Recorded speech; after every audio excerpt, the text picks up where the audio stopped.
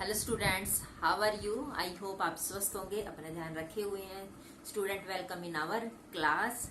आप रेगुलर भी स्टडी करने लग रहे हो। स्टूडेंट, आप अब मेरे को ये बताइए कि अगर आपका घर पे कदम का पेड़ होता या फिर वो नदी किनारे होता तो आप अपनी मम्मी के साथ कैसे खेलते हो? तो एक बार ये बताइए कि हमने ये कदम का पेड़ पढ़ा था, मैंने आपको समझाया भी था कि बचपन की ऐसे बहुत सारी यादें होती है जो मम्मी के साथ आप छुपम छुपाई भी खेलते हो, बहुत सारे गेम होते हैं, खेलते हैं। तो स्टूडेंट, ऐसे ही हमारी यह कौन सा है, यह कदम का पेड़। ठीक है, तो यह कदम का पेड़ है। हम आज इसे करेंगे सरलार्थ कि कैसे एक बच्चा अपनी मम्मी के साथ क्या जो कदम का पेड़ है, वैसे कदम का पेड़ मैंने बताया था या तो मथुरा में होता है ये या फिर वृंदावन में। और ये कदम का पेड़ इसलिए फेमस है, इसलिए प्रसिद्ध है बच्चों, कि इस पेड़ पर बैठकर श्री कृष्ण जी बांसुरी बजाते थे। क्या बांसुरी बजाते थे उस पेड़ पर बैठ के, यमुना के किनारे यह पेड़ था।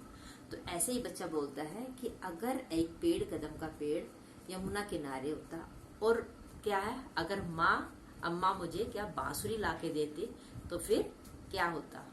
तो हम ये पढ़ेंगे अपने इस पाठ में, जो पाठ हमारा यह है कदम का पेड़। तो स्टूडेंट, हम इसको पढ़ेंगे, साथ साथ हम इसका सरलार्थ भी करेंगे। तो तैयार है? ठीक है स्टूडेंट, हमारा है यह है कदम का पेड़, क्लास 4th, क्लास 5th और चैप्टर हमारा 4। यह है कदम का पेड़। हम पहले करेंगे थोड़ा थोड़ा करके इसका सरलार्थ करेंगे।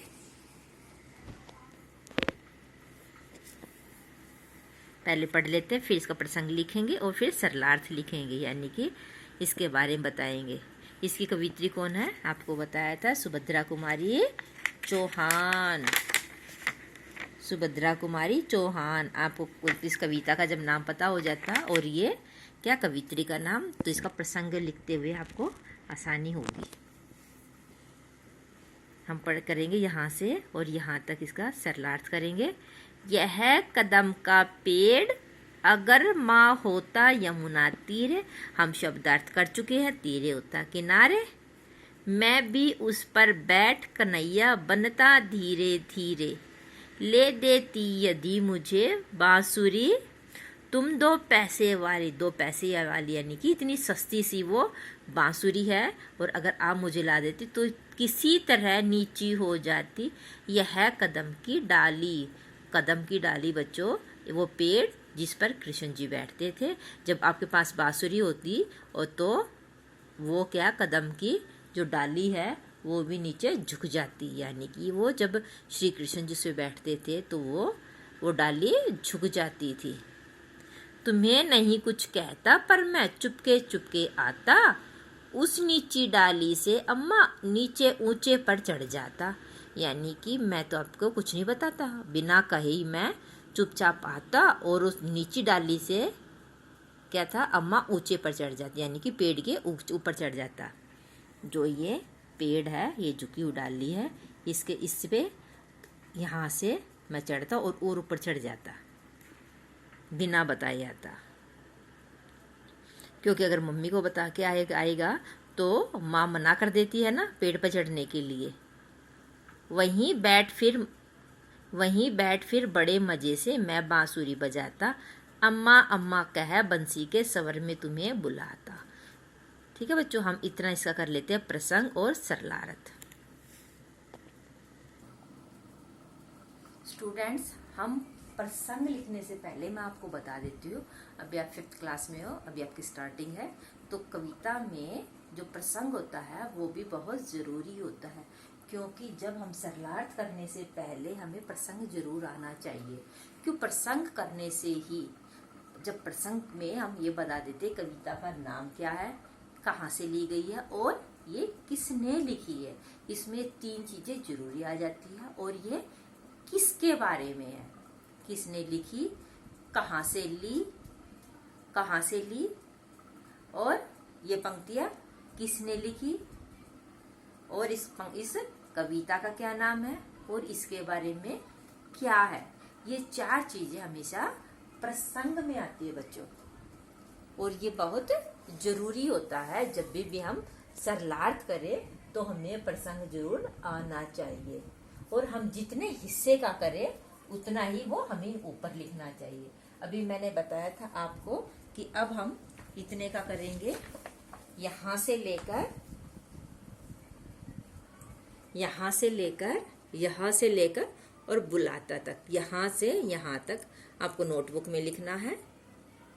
यहां से लेके यह से लेके बुलाता, तो मैंने ये लिखा है। यहां पर से लेके यहां तक हम इतने का सरल अर्थ करेंगे, यानी कि सरल अर्थों में इनको लिखेंगे।